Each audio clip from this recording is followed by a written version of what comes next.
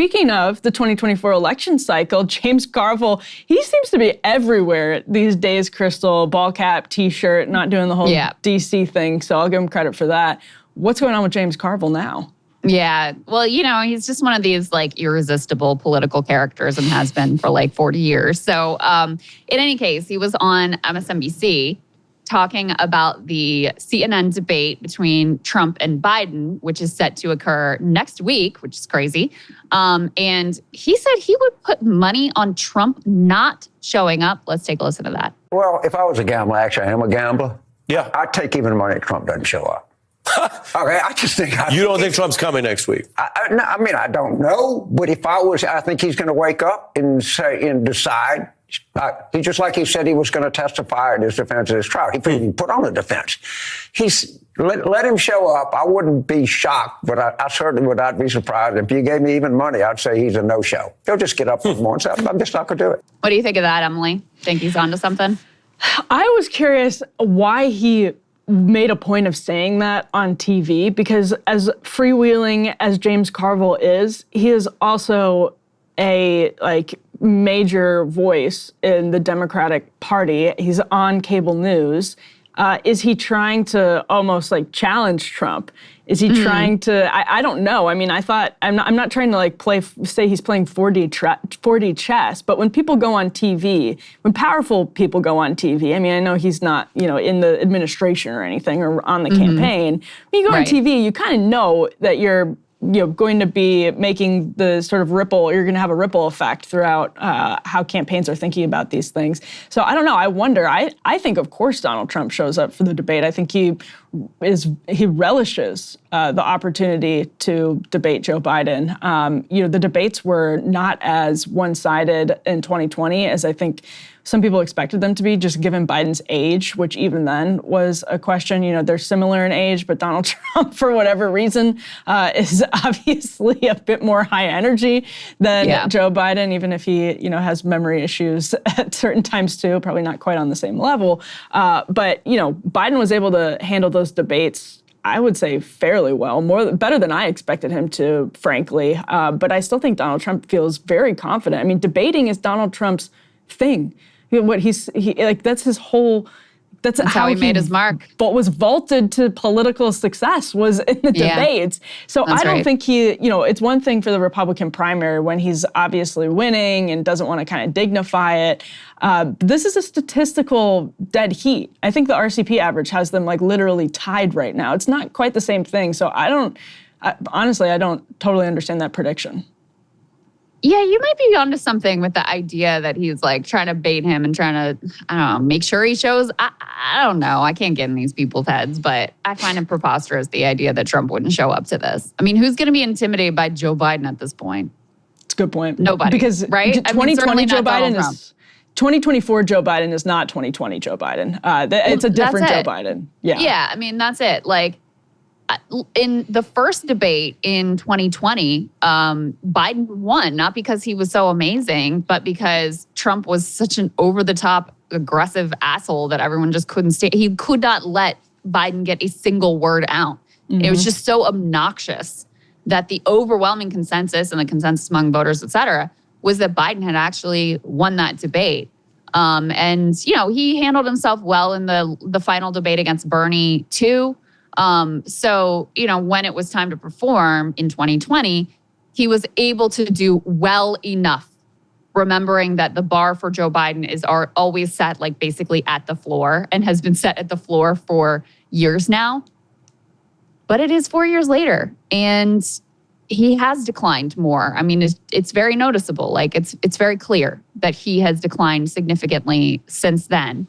So, I think it's very up in the air. Now, there was an interesting, I'm curious your analysis of this, Emily. There's an interesting rule that they've deployed here, which is that the mics in between answers are going to be cut. Yeah. So people basically Trump can't constantly cut Biden off in the same way. And I know a lot of the analysis has been oh, that's such a gift to Biden. But I think it could cut either way because on the other hand, again, the whole reason Biden won that first debate was because Trump was so aggressively cutting him off and coming off as such an asshole. So, I could sort of see that cutting in either direction in terms of, who is perceived to have won this next debate, to the extent that such a thing even really matters. Yeah, and so that's also really interesting because this is the first modern debate that's not being held by, what is it called, the Presidential Debate Committee, whatever the formal committee is. Commission, Yeah. And so that, is... normally these debates, the only reason to go is, you can talk to people on the campaigns beforehand. Everyone's sort of in the same place. You do the spin room afterwards, which is of, questionable value when you're just talking to people's surrogates. And it's kind of the whole, campaign circus. But this debate, I think, is going to be particularly interesting I'm very curious. It's one of those things I almost wish I was going to because the process questions are huge. I don't know if CNN can even pull this off because both camps are going to, that was, to your point, that was something that was reportedly at least a Biden campaign request about the muting of the microphones. There's also this rumbling that this debate is happening so early before the conventions, which I don't know if that has ever happened, but before the conventions, because Democrats, are looking to see how Joe Biden is able to handle himself. And if he basically melts into a puddle on stage, they may have time to replace him. Now, whether or not that's true is a different question. I'm sure they have some tricks up their sleeve should something happen because the bottom line is he's an old man. They're both old men and anything can happen at any point in time. But that is also part of this. Is that the reason why they convinced CNN to do a debate in late June?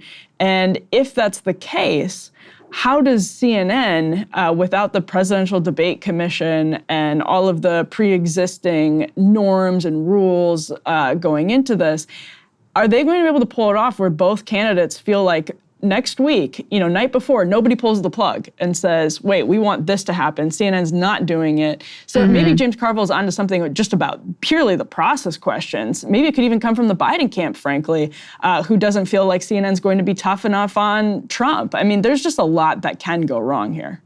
Yeah, well, and by the way, the two moderators are Jake Tapper and Dana Bash, so you can imagine the Israel portion of this is going to be just absolutely horrendous. Not that there's all that much daylight between these two candidates on Israel or RFK Jr., who they have outrageously, completely rigged this to shut out of even having a chance to make the debate stage. But I guess if I really were to guess what was going on with these James Carville comments, there's been more discussion of Biden's going to find some excuse at the last minute to say he can't do it. Trump will do something outrageous and he'll say, I can't dignify this man by sharing the debate stage with him or something like that. So maybe he's just trying to, put the shoe on the other. But well, actually, I think it's Donald Trump that's afraid. Just a bit of political bluster and bullshit, effectively.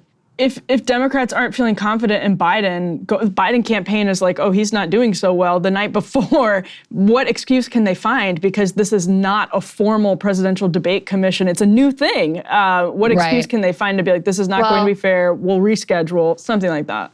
I think at this point it is likely to happen because we could put this next piece up on the screen. Biden's losing. He needs to do something to make a comeback because he's behind.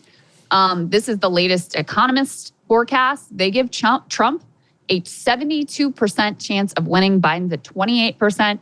Those odds, you can see the tracker there up on the screen. The red line is Trump's opportunity. The blue line is Biden's chances, and Biden's chances have really fallen off a cliff. Put the next piece up on the screen that tracks the likely electoral votes. Right now, they've got Trump sitting at likely to win 306 electoral votes. Of course, 270 is all you need to win, and Biden down at 232. Now, many have pointed out, this is roughly what the odds looked like back in 2016, only reversed when Trump came from behind to beat Hillary. So it's not like this means the election is over, especially when you do have a significant amount of time. Also, other forecasts say other things. However, Biden is behind. And I personally do think that these debates are likely to be more consequential than other debates in the past for the sole reason that, when we did those word clouds, when Jail Partners did those word clouds and we were able to show them, The number one word for Biden with every single group, including Democrats, is old. That's the number one word they associate with him. So, ordinarily, all the political scientists will tell you other debates don't really matter. They may move the polls briefly, but ultimately things return to the norm. But if the key question for voters, or one of the key questions for voters, is just like, does this guy have another 4 years in him? Then I do think what happens in these debates, especially given how limited he is in terms of the public eye, could be unusually consequential and break the norm of the debates not really mattering. I think that there's a good argument to be made that because of those very unique dynamics where people are really saying like, what do we think here? Let me test the waters and see if I can imagine this guy up there still 4 years from now. I think these actually could really matter and could actually make a sustained difference in a way that debates typically don't. In terms of the timing of it, my read on why Democrats wanted it so early is not because they have any ambition of replacing Biden on the ballot. I would love to imagine that was the case, but I don't think that it is. I think it's because they want to allow, if it's a disaster, time to recover from that disaster. And then they can also, there's another debate schedule. They can decide, like, if it is a disaster, they can decide to come up with some excuse for pulling out of that one and, do what they can through ads and paid communications to try to recover the damage that would be done here. Right, and then they wouldn't have to debate before the election. So they can say, the candidates already debated, Donald Trump did not play fair, the voters already had their opportunity, like, we will not dignify this convicted felon going forward.